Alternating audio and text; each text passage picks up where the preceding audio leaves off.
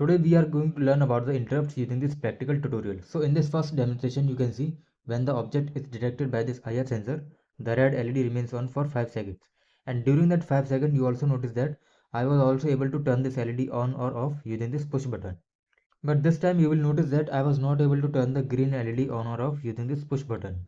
Okay, the green LED only will turn on or off after that 5-second duration.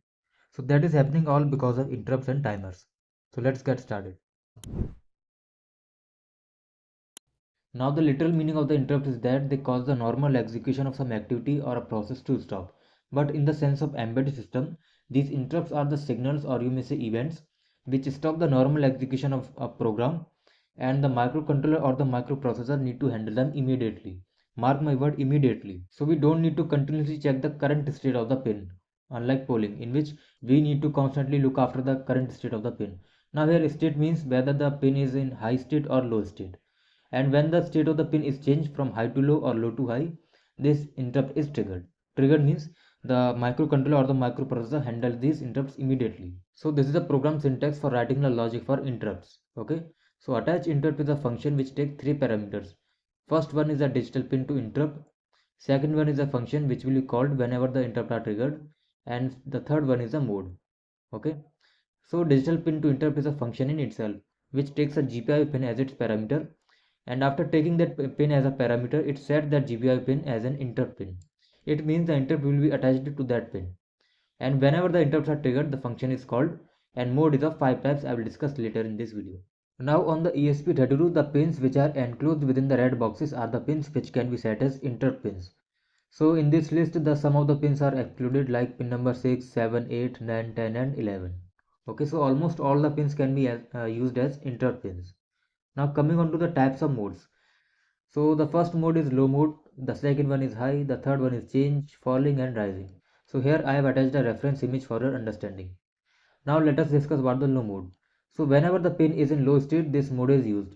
Similarly, whenever the pin is in high state, this mode is used.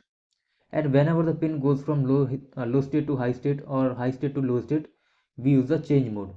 And in this mode, we don't care about whether the pin is in high state or low state, we only care about whether the state is changing or not. The fourth one is falling mode. In this mode, the pin state goes from high state to low state, and the opposite of this falling is the rising mode. So the state goes from low state to high state, right? So this is the digital signal, you can see.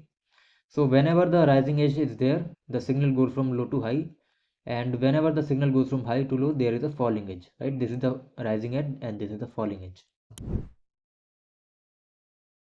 So the low and high modes fall under level triggered interrupt modes, and falling and rising edge fall under edge triggered interrupt modes. So as long as the pin remains in high state or in low state, the interrupts triggers over and over again.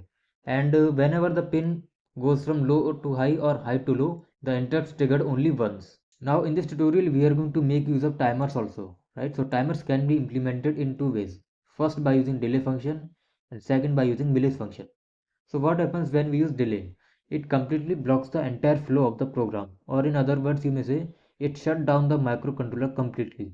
And because of this blocking behavior of the delay function, it prevents to perform anything else for the specified interval of the time that we give input in the delay function. So for the learning purposes and for the project that do not need to be too much sophisticated, the use of delay function is feasible.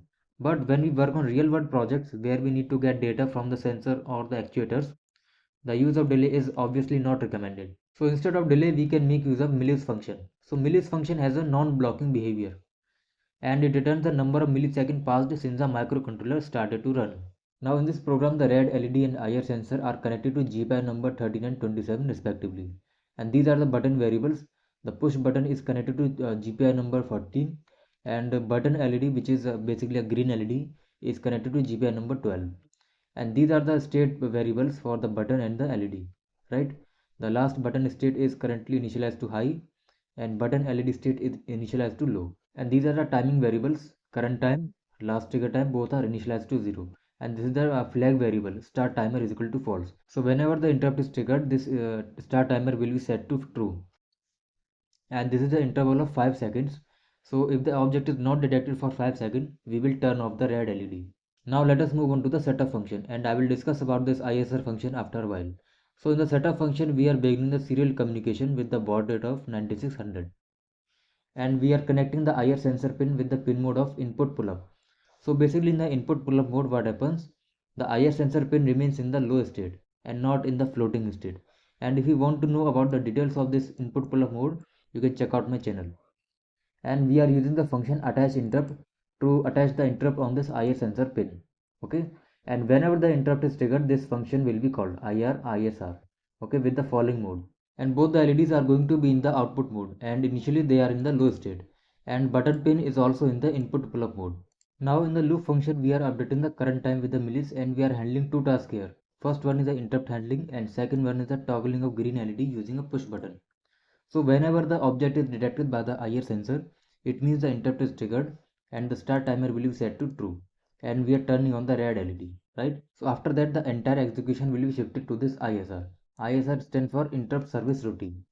Now you can see a special keyword here, IRAM underscore ATTR, and this keyword is specific to ESP32 only. But you will not see this kind of keyword in case of Arduino, because whenever the ESP32 executes a program, it executes that using the flash memory. But when we handle these ISRs or the interrupts, they need to be handled very quickly and reliably. So this keyword is telling the compiler to store the logic for this interrupt in the RAM and not in the flash memory, so that the execution for the logic of this ISR is very fast and quick. And this is the function name IR ISR. So in this function, we are updating the last trigger time with the millis, and we are setting the start timer to true. Now we are using one more if condition in the loop function to check whether the object is being detected by the IR sensor for more than 5 seconds or not. So if the start timer is equal to true and the current time minus last trigger time is greater than the interval, which is of 5 seconds, then we are turning off the red LED and setting the start timer to false. So the complete workflow for this entire process is something like this. First of all, when the object is detected, the start timer is set to true, then the timer is started for the 5 seconds. And if the object is not detected for more than 5 seconds, then we are turning off the red LED. Now in the second task, we are toggling the green LED using a push button. So in this line, we are reading the state of the button using the digital read function, and in this if condition, we are checking if but last button state is equal to high and current button state is equal to low. Then we are toggling the state of the button LED and writing that state on the button LED using this digital write function, and we are updating the last button state with the current button state for next loop iteration. Now you might have noticed one thing in this program, we were using only millis function in the ISR or in the loop function, and because of this we were able to turn the green LED on or off using the push button, because here we are using the condition current time minus last trigger time is greater than the interval, and this condition is a kind of non-blocking behavior. Okay, and this condition was not blocking any other task to perform. But if we talk about this program, everything is same. You can see the pin definitions are same, setup function is also the same. The main twist comes in the loop function. Here also the interrupt is occurring, but instead of millis we are using a delay function. Okay, so this condition is for the interrupt handling and this condition is for the push button handling. Okay, so when the delay occurs, everything stops inside the microcontroller and we are not able to handle any other tasks until that particular task is completed within that particular interval of time. Here that interval of time is 5 seconds. So if you enjoyed this video, subscribe to my channel for more such video tutorials and projects, and I hope I was able to make you understand about the interrupts and timers.